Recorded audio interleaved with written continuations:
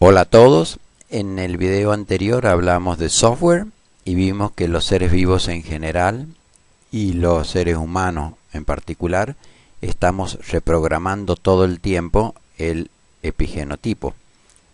En este video vamos a hablar de esta parte que está relacionada con el hardware.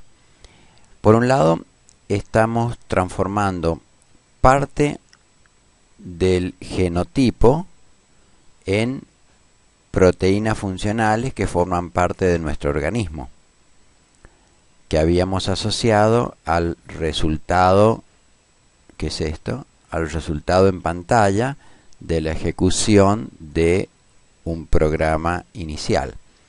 Por otro lado, tenemos las partes de la célula, que son estas, que podríamos considerar como complejas maquinitas moleculares en miniatura que cumplen funciones como, por ejemplo, en el aparato de Golgi, que es esto, es como una oficina de correo en miniatura que se encarga de modificar, clasificar, empaquetar y etiquetar sustancias que luego envía a diferentes partes selectivamente. Estas partes de las células las habíamos asociado a estas partes que conforman el hardware del ordenador. Entonces hasta ahora tendríamos dos tipos de hardware. Por un lado, las proteínas que forman parte de nuestros órganos, que lo asociamos al resultado en pantalla del programa inicial, y por otro lado, las partes de la célula que asociamos a estas partes que conforman el hardware del ordenador. Pero hay un tercer tipo de proteínas, que sería como un tercer tipo de hardware, que tal vez es el que está más relacionado a epigenética. Pero hay un tercer tipo de proteínas que sería como un tercer tipo de hardware, que tal vez es el que está más relacionado a epigenética. Es el caso de proteínas que ni forman parte de nuestro organismo, como en este caso, como las proteínas que forman parte del hígado, ni constituyen parte de la célula, como las proteínas que forman el aparato de Golgi. Son las proteínas llamadas reguladoras, que es lo que vamos a ver ahora. En el caso de los ordenadores, salvo que ustedes cambien, por ejemplo, una tarjeta gráfica como esta, porque quieren aumentar la resolución de la pantalla, aumentar la cantidad de píxeles, o cambien la memoria, que es esta, porque quieren una memoria de mayor tamaño, ustedes están usando todo el tiempo un hardware que no cambia. También vimos en videos anteriores que usando Arduino uno podía construir hardware agregando LEDs, agregando conexiones, agregando resistencias, pero en casos reales, no académicos, el proceso de construir hardware, que sería esto, es mucho más difícil que el de programar software. Por eso el uso de la raíz hard, que significa duro o difícil, a diferencia de soft, que significa blando o más fácil. Lo asombroso es que en el caso de los seres vivos, seres humanos incluidos, no solo están los seres vivos reprogramando el epigenotipo en todo momento, o sea, modificando parte del software, sino que también están fabricando literalmente hardware, sería el equivalente a esto. Están manufacturando maquinitas moleculares vivientes en miniatura, extremadamente complejas. Y esto es lo que vamos a ver ahora.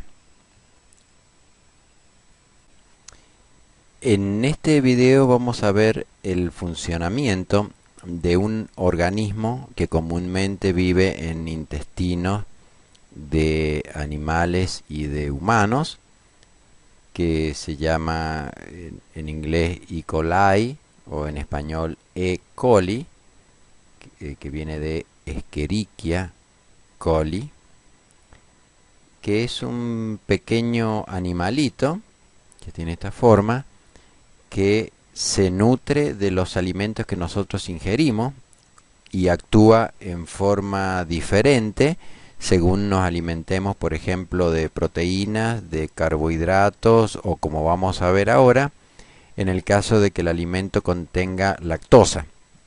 Lo que va a hacer este organismo en presencia de lactosa es fabricar proteínas cuya función será digerir la lactosa. Lo que vamos a ver ahora es el modo en que este diminuto organismo, con un flagelo, con una colita, cómo usa el ADN, que es este, para fabricar proteínas. En el control del metabolismo de la lactosa, solo en presencia de lactosa, el proceso de fabricación de proteínas se activa. Entonces, si no hay lactosa, la transcripción está apagada. Ahora, en presencia de lactosa, es como si esta llave se prende. Y ahora, con la llave prendida, esta presencia de lactosa con la llave prendida va a hacer que se generen las proteínas para digerir la lactosa. Estas tres son justamente las proteínas que este diminuto organismo va a fabricar para digerir la lactosa. Este es un ejemplo de lo que se denomina una actividad inducible, porque la fabricación de proteínas para digerir lactosa ocurre solo ante la presencia de lactosa. En este caso, el inductor es la lactosa. Si vemos ahora el ADN de este pequeño organismo, de este pequeño animalito con colita, vemos que hay una parte, esta parte del ADN verde, esta parte del ADN de la bacteria va a codificar las proteínas necesarias para digerir la lactosa. Se llaman genes estructurales. Sin la presencia de lactosa, este gen regulador que está acá, este gen regulador lo que va a hacer es fabricar una proteína que se llama represor, cuya función será la de reprimir, o sea, silenciar la expresión de estos genes estructurales. Entonces, se une al operador, y la función que va a cumplir unida al operator es el silenciamiento de estos genes estructurales. Entonces, en ausencia de lactosa, esta proteína se une a esta parte del ADN llamado operator, y cuando la proteína represora está unida al operator, el ARN polimerasa, que ahí va a venir, no va a poder comenzar el proceso de transcripción, y por lo tanto estos genes no se van a expresar. Entonces, con este represor, este ARN polimerasa no va a poder comenzar el proceso de transcripción, y por lo tanto estos genes no se van a expresar. Entonces, en este caso, no hay transcripción de los genes estructurales. Ahora, en presencia de lactosa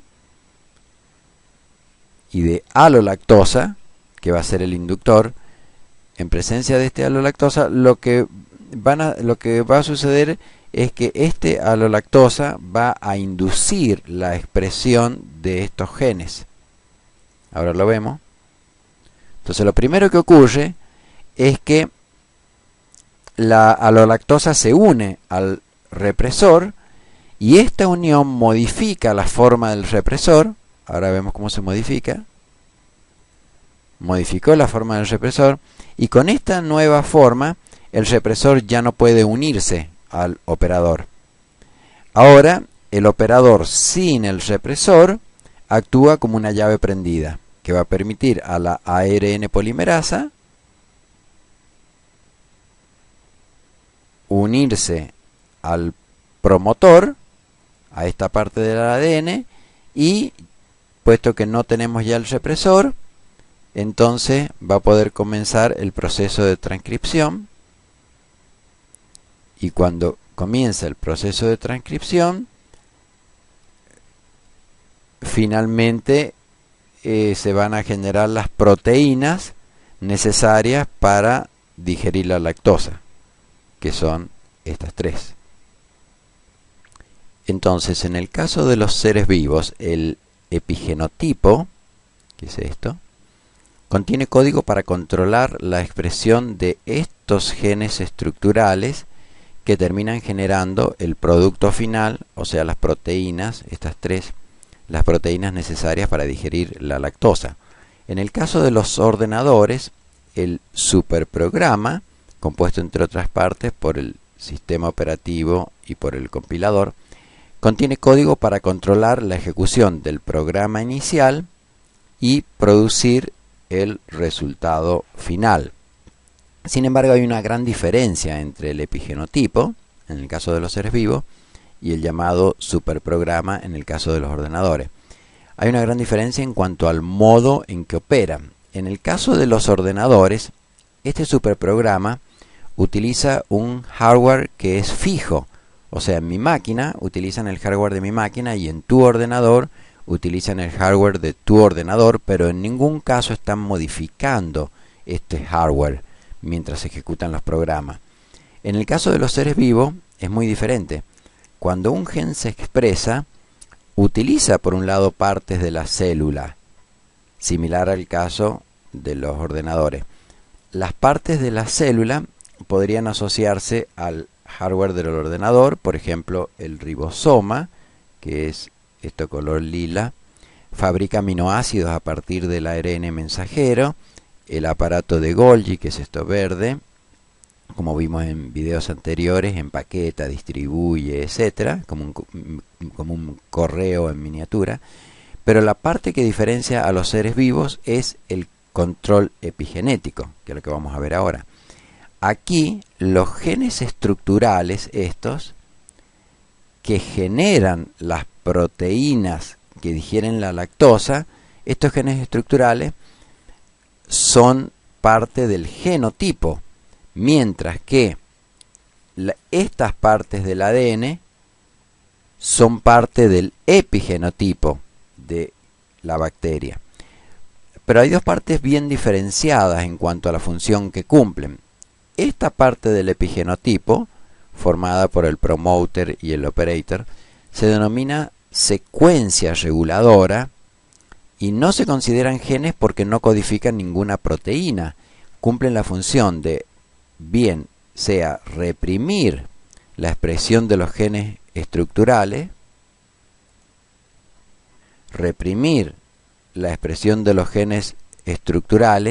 si es que se une esta proteína reguladora, o cumplen la función de permitir la expresión de los genes estructurales, que sería en este caso, si la proteína reguladora no se une.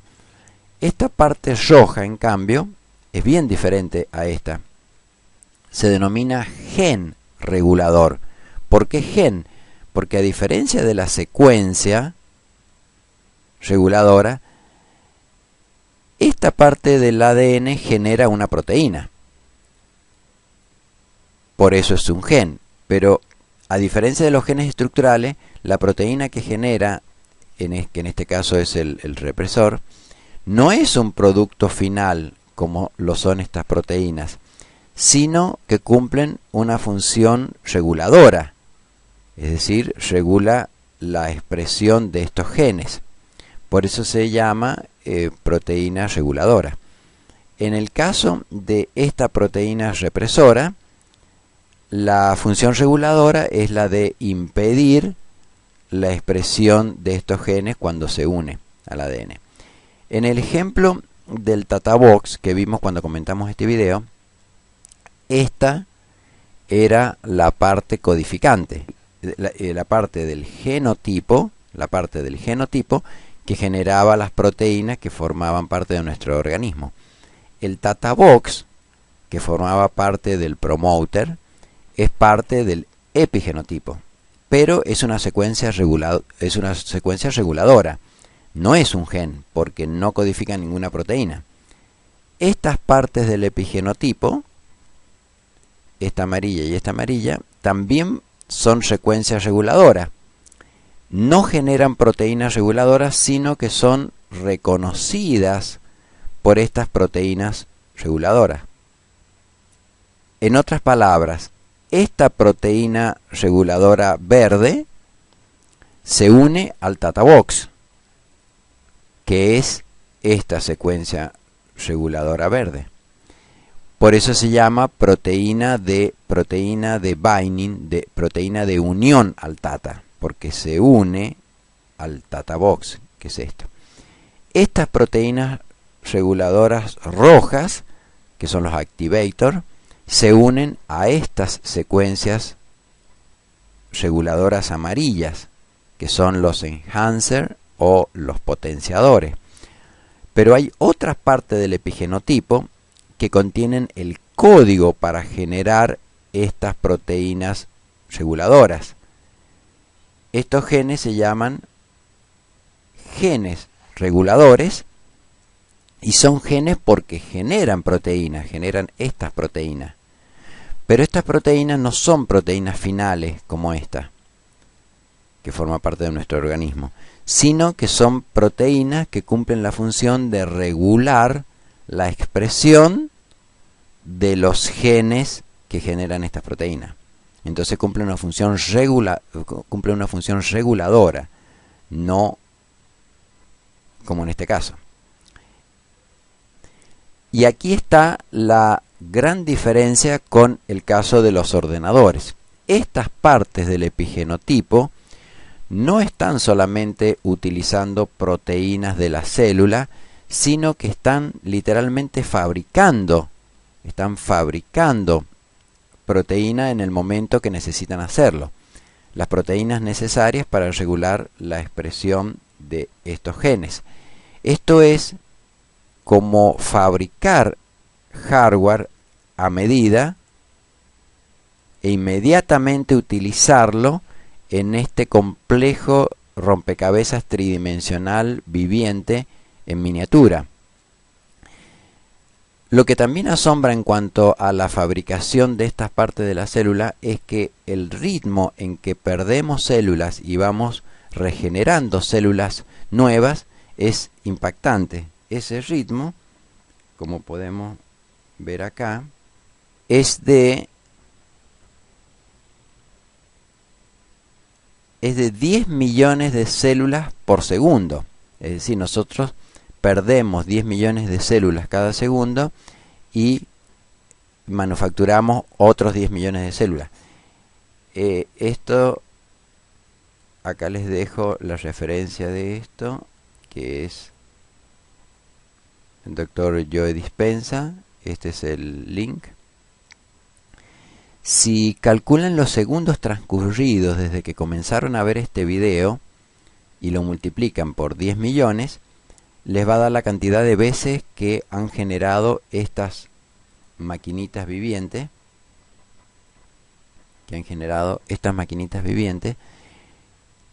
que contienen toda la información para generar una vida. Estas increíbles maquinitas moleculares se fueron perfeccionando durante miles de millones de años de evolución para codificar un programa que contiene más información que la más grande de las industrias farmacéuticas. En el próximo video vamos a ver otro mecanismo epigenético, que es la acetilación.